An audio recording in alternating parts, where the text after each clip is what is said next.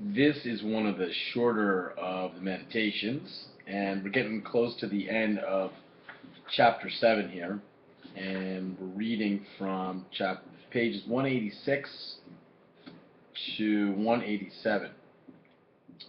Um, Interestingly enough, there's a great citation in this meditation from Heidegger, and in Being and Learning, or this meditation appeared eventually, 186 to 187, marked that section up quite a bit. So, the meditation from the fourth day of June ended with a quotation from Lao Tzu. The sage has no invariable mind of his own. He makes the mind of the people his mind. So today's meditation picks up from that quotation. The preceding saying offered by Lao Tzu returns us to the connection between the comportment of the sage, identified as mindful, and the cultivation of the community, or mindfulness, under her guidance and direction. When Lao Tzu tells us that the sage, quote, makes the mind of the people his mind, he is highlighting this connection. With this connection, we see that the practice of meditation, a preparatory conditioning practice, prepares the sage for the cultivation of mindfulness. Meditation prepares the sage insofar as she empties herself and wills the non-willing that enables her to be carried into the openness of the open region. In meditation, she is opened by openness. Her emptiness is filled by the gathering directive of being, appearing to her as the ineffable. The reception of the gathering directive frees her.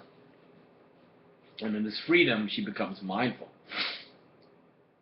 We call becoming mindful conscience.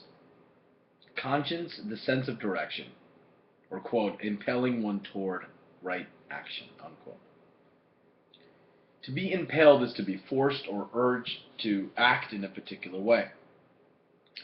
Thus, the comportment of the sage is characterized as the ongoing process of becoming mindful, as conscience, as being guided by the gathering directive of being, invoked with the appeal of language. To be guided by the gathering directive of being is to be guided by being's appearance as the word, logos, and thereby guided by wisdom. As Heraclitus instructed, quote, for wisdom listen to the word, unquote. Meditative practice is the hearing of the word, the reception of the guiding directive that is wisdom.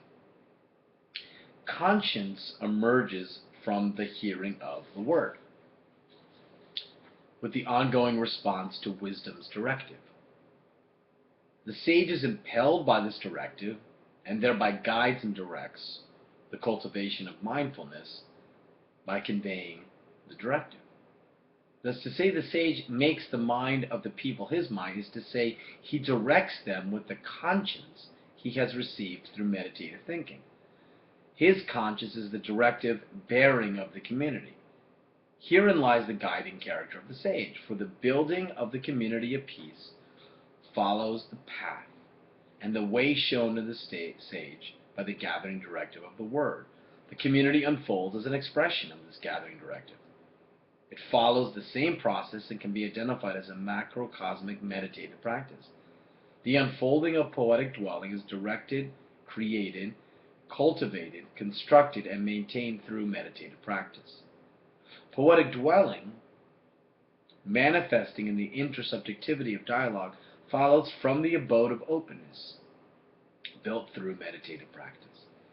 Meditative thinking releases into the openness itself, into the shelter of the open region, where freedom is preserved. Meditative thinking cultivates and maintains the preserve of freedom and safeguards the open region for the dwelling of the community of many. Harmonic plurality, polyphonic chorus. The many, the twofold play emerging as the concealment and unconcealment and preservation of alterity is sheltered by the dwelling that follows from meditative thinking. The persistence of the many identifies the peace and freedom of poetic dwelling. Heidegger says, quote, to dwell, to be set at peace means to remain at peace within the free, the preserve, the free sphere that safeguards each thing in its nature. The fundamental character of dwelling is this sparing and preserving, unquote. Thus, through the guidance of the sage's mindfulness, her conscience, the mind of the people is cultivated as a people, as a many.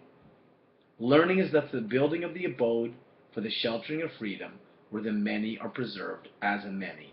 Peace is the essential way of learning, which we now understand as the releasement of the community into the free sphere of the open region of openness, where plurality thrives, and the letting be of the many. And this releasement follows from the guidance of the sage, whose comportment bears the directive of wisdom, the impelling directive that shows the way of peace and freedom. That's how it ends. So lots of emphasis on plurality, on which is important, and I write about this in the blog, so check out some commentary in the blog, Duarte Being Learning, and there I emphasize the relationship between the learning community and plurality. Yes, I'm just finishing recording my meditation. How are you? Well, that's where I'm wrapping it up.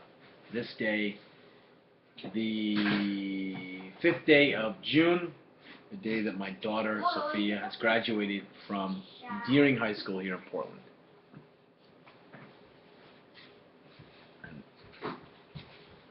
Hello, son. Oh, no. Yes. Oh, can I come? There you are.